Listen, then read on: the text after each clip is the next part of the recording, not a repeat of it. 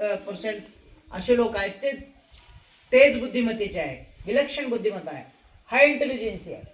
आपल्या भारत देशाचा विश्वनाथ आनंद हा म्हणजे फार विलक्षण बुद्धिमत्ता असलेला व्यक्ती म्हणून त्याला मानलं जातं.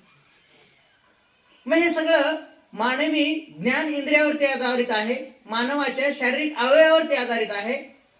आणि या अवयवाचं कायमस्वरूपी जर एखाद्या अवयवाचं नुकसान झालं तर दैनंदिन जीवनामध्ये अडथळा येतो, शिक्षणात अडथळा येतो आणि आपण त्याला दिव्यांग म्हणतो. तर दिव्यांगाचे एकूण 21 प्रकाराला भारतीय संसदेने मान्यता दिलेली आहे. बुटकेपणा, विशिष्ट चाइल्ड ग्रोथ अँड डेव्हलपमेंट, मुलाची वाढ आणि विकास, बरोबर आहे. पहिल्या 6 महिन्यात त्यांनी काय केलं पाहिजे, 1 वर्षानंतर त्याच्या काय हालचाली असल्या पाहिजेत, 2 वर्षानंतर काय असल्या पाहिजेत, पहिल्या वर्गात आल्यानंतर त्याला काय समजायला पाहिजे, या संबंधीचं संशोधन करण्याचं काम या क्षेत्रामध्ये झालेलं आहे. पहिल्या वर्गात आल्यावर त्याला स्वतःच्या ड्रेसची ओळख असली पाहिजे, स्वतःच्या बॅगची ओळख असली पाहिजे, स्वतःचा डब्बा तो समजू शकला पाहिजे. तिथं जर प्रॉब्लेम येत असेल तर मग IQ कडे जावं लागेल. अगदी 6 महिन्याच्या मुलाला जर आपण गुळगुळा वाजवलं तर त्या दिशेने त्याने मान वळवलं पाहिजे, बरोबर आहे. डाव्या साईडला गुळगुळा वाजवला तर त्याने तिकडे मान क्रॉस केली पाहिजे, उजव्या साईडला केलं तर तिकडे क्रॉस केली पाहिजे. तो करतच नाही तर मग ऐकण्यात प्रॉब्लेम, हेअरिंग लॉस मध्ये जात आहे. तर हे अनेक प्रकारचे जे दिव्यांग आहेत, ह्या 21 प्रकारचे दिव्यांग आहेत. त्याच्यामध्ये पहिला प्रकार आहे दृष्टीदोष, लो विजन, दृष्टीदोष.